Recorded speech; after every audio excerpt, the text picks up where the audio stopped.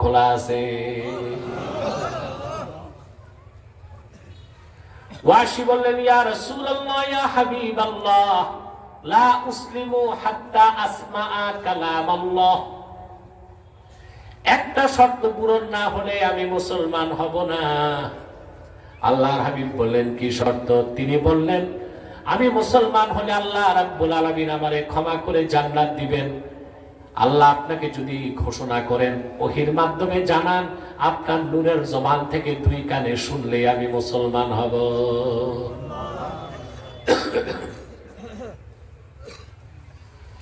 আল্লাহর পক্ষ থেকে ওহী নাজিল হয়ে গেল, والذين لا يدعون مع الله إلها آخر ولا يقتلون النفس التي حرم الله إلا بالحق ولا يزنون ومن يفعل ذلك يلقى أثاما। আল্লাহ রাব্বুল আলামিন ঘোষণা করলেন, আর যারা আল্লাহর সঙ্গে অন্য কাউকে ইলাহ বলে ডাকে না, অন্যায় ভাবে মানুষ হত্যা করে না, জিনা করে না, আল্লাহ তাদের মাফ করবেন। আপনারা কি জীবিত আছেন? কথা বলতো কেন? ভুলে যান নাই তো? মাহফিলে আছেন না কবরস্থানে? আমাকে তো এগুলো বুঝাইতে হবে যে আপনারা শুনতেছেন, বুঝতেছেন না, বেশি মনোযোগ দিয়ে ফেলছেন। আমি বুঝতে পারছি, তবে এতটা বুঝা ভালো না, মাঝামাঝি বুঝলে হবে।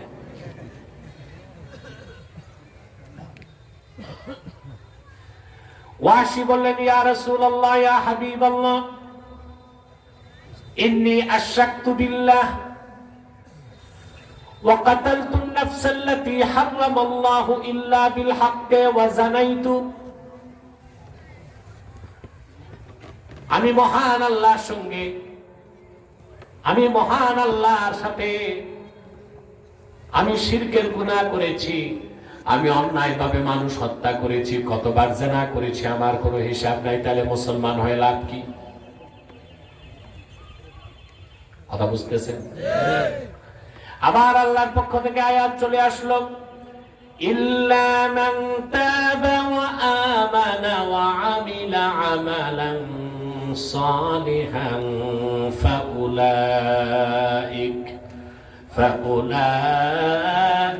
ইউবাদদিলুল্লাহু সাইয়্যাতিহিম হাসানাত ওয়া কানা আল্লাহু গফুরার রহিমা। আল্লাহ রাব্বুল আলামিন ঘোষণা করলেন, তবে এইসব অপরাধীর মধ্যে যারা তওবা করে ঈমান এনে হৃদয়কে পবিত্র করে নিবে, নেক আমল করবে, আল্লাহ রাব্বুল আলামিন তাদের জীবনের সব গুনাহগুলোকে নেকের দ্বারা বদল করে দিবে।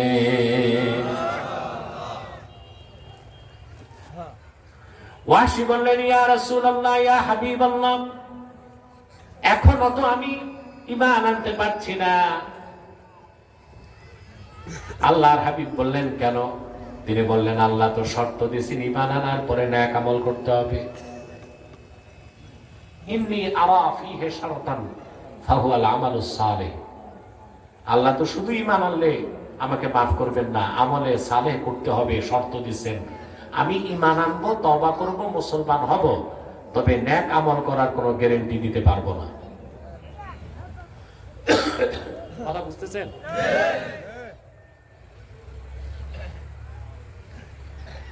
আবার আল্লাহর পক্ষ থেকে আয়াত নাযিল হয়ে গেল, ইন্নাল্লাহা লা ইয়াগফিরু আন ইউশরাকা বিহি ওয়া ইয়াগফিরু মা দুনা যালিকা লিমান ইয়াশা। নিশ্চয় আল্লাহ রাব্বুল আলামিন শিরকের গুনাহ মাফ করবেন না, কুফরের গুনাহ মাফ করবেন না। এছাড়া বান্দা যত বড় গুনাহগার হোক না কেন, আল্লাহ যাকে চান তারে মাফ করে দিবেন। আরেকটু জোরে। ওয়াসি বললেন, ইয়া রাসূলুল্লাহ, ইয়া হাবিবাল্লাহ, এখনো মুসলমান হতে পারছি না। আল্লাহ বলেছেন, যারে চান তারে মাফ করবেন, আমারে যদি না চান বুঝেন নাই? বুঝলে মহব্বতে বলেন সুবহানাল্লাহ। আল্লাহ তো বলছেন ইয়াগফিরু লিমান ইয়াশা, যাকে চান তারে মাফ করবেন। আমারে যদি আল্লাহ না চান, এইজন্য আমি বলি আল্লাহর হাবিবের সাল্লাল্লাহু আলাইহি সাল্লাম সুমহান সাহাবীগণ আল্লাহর কাছ থেকে বেহেশত লেখায় নিয়েছিলেন। এজন্য আমরা বলি সাহাবায়ে কেরাম সত্য ন্যায়পরায়ণতার মানদণ্ড। সুবহানাল্লাহ বলেন। এবার আল্লাহর পক্ষ থেকে আসলো চূড়ান্ত ঘোষণা, قل يا عبادي الذين أسرفوا على أنفسهم لا تقنطوا من رحمة الله إن الله يغفر الذنوب جميعا إنه هو الغفور الرحيم। আল্লাহ রাব্বুল আলামিন ঘোষণা করলেন, প্রিয় হাবিব মুহাম্মদ সাল্লাল্লাহু আলাইহি ওয়াসাল্লাম আপনি বলে দিন, হে আমার বান্দারা, তোমরা যারা নিজেদের উপর জুলুম করেছো শুনে রাখো, লা তাকনাতু মির রাহমাতিল্লাহ, আল্লাহর রহমত থেকে নিরাশ হয়ো না। আল্লাহ রাব্বুল আলামিন তোমাদের জীবনের সব গুনাহ মাফ করে দিবে। ওয়াসি বললেন, ইয়া রাসূলুল্লাহ, ইয়া হাবিবাল্লাহ, আর কোন শর্ত নাই, আমারও মুসলমান হতে বাধা নাই। হাতিয়াদাক উবাইউকা ইয়া রাসূলুল্লাহ, আপনার নূরের হাত মুবারকটা বাড়ায় দেন, সেই হাতে হাত রেখে এখনই আমি এই কালেমা পড়ে মুসলমান হয়ে যেতে চাই। ওয়াসি ঈমান এনে মুসলমান হয়ে গেলেন, বলেন সুবহানাল্লাহ। প্রায় 1 ঘন্টা লেকচার থেকে আমরা কি শিখলাম? আমাদের হৃদয় পবিত্র করতে হবে, আর হৃদয় পবিত্র হবে ঈমান আনলে। হৃদয় পবিত্র হলে আমরা পবিত্র হয়ে যাব, ঠিক কিনা?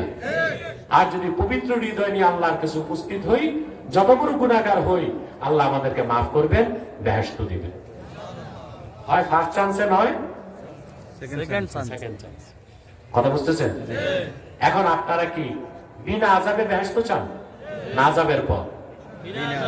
যদি ঈমানটা নিয়ে আল্লাহর কাছে উপস্থিত হন, অবশ্যই বেহেশত পাবেন, শাস্তির পরে হতে পারে। কিন্তু যদি শাস্তি ছাড়া ফার্স্ট চান্সে বেহেশত চান, আরো 2টা কাজ আল্লাহ দিবেন। ওয়া যাকার আসমা রাব্বি, রবের নামের জিকির, ফাসাল্লা, 5 ওয়াক্ত নামাজ। সুবহানাল্লাহ। তাহলে আপনারা বিনা আযাবে ফার্স্ট চান্সে আল্লাহর বেহেশত পেয়ে যাবেন, বলেন সুবহানাল্লাহ। ঈমানের কথা তো বললাম, এখন হচ্ছে জিকির করবে। আপনার জিকির বুঝেন? জি না। বাঙালি সকালে 10 মিনিট জিকির করে, বিকালে 10 মিনিট জিকির করে, তারপর সারাদিন সুদ ঘুষ চুরি চামারি টাউটারি।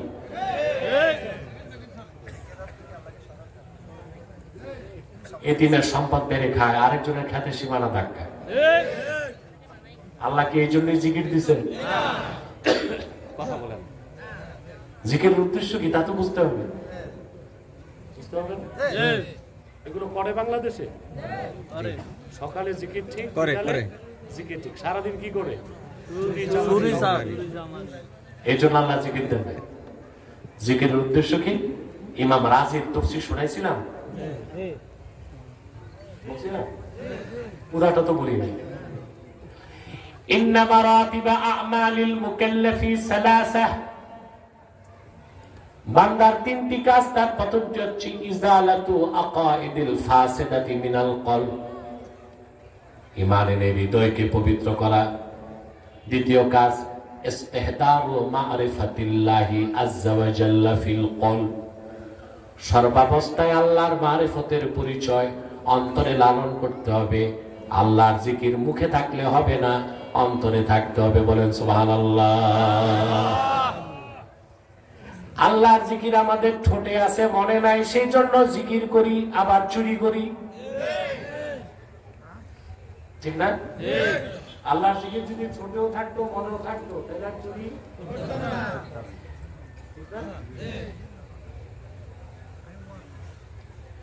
আল্লাহর ভয়, আল্লাহর জিকির যে অন্তরে থাকবে, সে যে ফেরেশতার মতো নিষ্পাপ হবে এমন না, গুনাহ হবে, কিন্তু তাৎক্ষণিক সে তওবা করবে।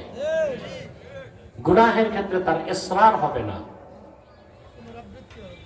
বারবার করবে না, বারবার করলেও প্রতিবার তওবা করবে। কোন ব্যক্তি যদি বারবার গুনাহ করে, বারবার তওবা করে, তার উপর আল্লাহ খুশি হয়ে যান, ও তো আমারে ভয় পাচ্ছে। সুবহানাল্লাহ। তো যার অন্তরে আল্লাহর ভয় আছে, শরণ আছে, সে কি গুনাহ করার পর তওবা বাদ দিবে? বা বারবার গুনাহ করে বারবার তওবা করবে না এক সময় গুনাহ ছাড়বে? আমাদের বাংলাদেশের প্রিন্সিপাল ক্রাইসিস কি? সাহস করে বলেন তো। দুর্নীতি, ঠিক না?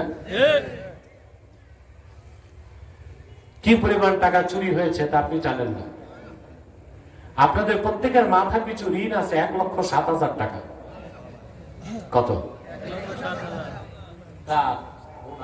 আমার সবার প্রত্যেকের কত করে ঋণ? 1,07,000 টাকা করে আপনাদের মাথায় ঋণের বোঝা আছে। আপনারা চিন্তাও করতে পারবেন না কি পরিমাণ দুর্নীতি হয়েছে। বলা হচ্ছে দুর্নীতির টাকা ফেরত আনা হবে। আপনার ডায়েরিতে লিখে রাখেন আমার কথা, 1 টাকাও ফেরত আনতে পারবে না। কারণ ছোট চোরেরা টাকা পাঠাইছে বড় চোরদের কাছে, ওরা টাকা ফেরত। এখন রাষ্ট্র সংস্কার করতে যে একটা কাজ করা যায়, ভবিষ্যতে কেউ যেন চুরি না করে, এটাই তো চাই। তো কই ওই রকম সংস্কার তো দেখতেছি না।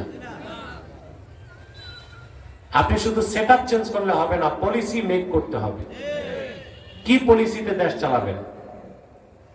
এখন বাংলাদেশে বিভিন্ন পলিসি মেকার আছে, কিভাবে আগামীর বাংলাদেশ হবে এটা তারা কল্পনা করে। এদেরকে বলা হয় রাষ্ট্রচিন্তক। এর মধ্যে কিছু আছে বুদ্ধিজীবী। এরা যে রাষ্ট্রের চিন্তা করতেছে ওটা যদি হয়, তাহলে ভবিষ্যতে আর বাংলাদেশে মসজিদে আজান হবে না, মাঠে মাহফিল হবে না, আর ইসলামী রাষ্ট্রের স্বপ্ন স্বপ্নই থেকে যাবে। ওরা চাচ্ছে একটা লিবারেল ডেমোক্রেট। এটা হচ্ছে ইহুদি জর্জ সরস, মার্কিন ইহুদি রাষ্ট্রচিন্তক, তার চিন্তা। এটা বাংলাদেশে কিছু বুদ্ধিজীবী চাচ্ছে। সেজন্য আমি বলি, ওলামায়ে কেরাম ঐক্যবদ্ধ না হলে একটা গজব থেকে বাংলাদেশ মুক্ত হয়েছে, আরেকটা গজবে ঢুকবে।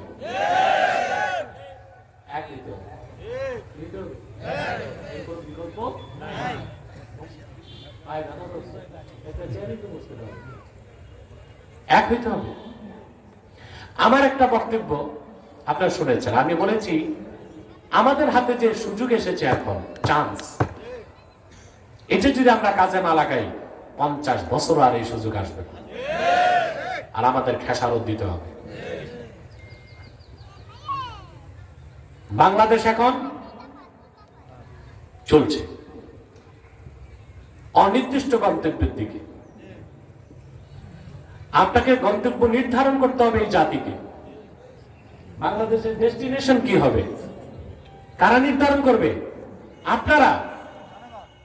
ওলামায়ে কেরাম যদি এক হয়ে বাংলাদেশের গন্তব্য নির্ধারণ করতে না পারেন, বাংলাদেশ আবার ভুল ট্র্যাকে উঠবে। কথা বলেন। এক হইতে হবে, সবাইকে এক হইতে হবে। হেফাজত, জামাআত, খেলাফত, মজলিস, আলিয়া, কওমি, সবাইকে এক প্ল্যাটফর্মে আসতে হবে, নতুবা এমন এক বিপদ আবার আসবে। টুপি লাগাইবেন মিয়া, করলেই তো থাকবেন। সে ভয়ঙ্কর অশুভ একটি কালো অধ্যায় আমি দেখতে পাই। এক হওয়ার কোন বিকল্প, এক হতেই হবে। তো বলছিলাম, সেটআপ চেঞ্জ করলে হবে না, পলিসি মেক করতে হবে। কোন পলিসিতে দেশ চলবে? আপনি চুরি যারা করে গেছে, তারপর যারা আসবে চুরি করবে না, গ্যারান্টি কে দিবে? সব তো একই বিশ্ববিদ্যালয়ের মাল,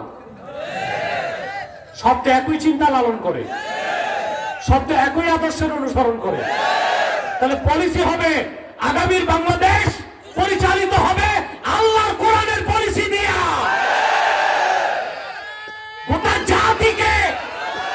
জাতিকে সিদ্ধান্ত নিতে হবে, নীতি নির্ধারকদেরকে জানাই দিতে হবে, মানব রচিত তন্ত্রমন্ত্র মতবাদে নয়, পশ্চিমাদের আদর্শে নয়, কোরআন সুন্নাহর পলিসিতে বাংলাদেশ তৈরি করতে হবে।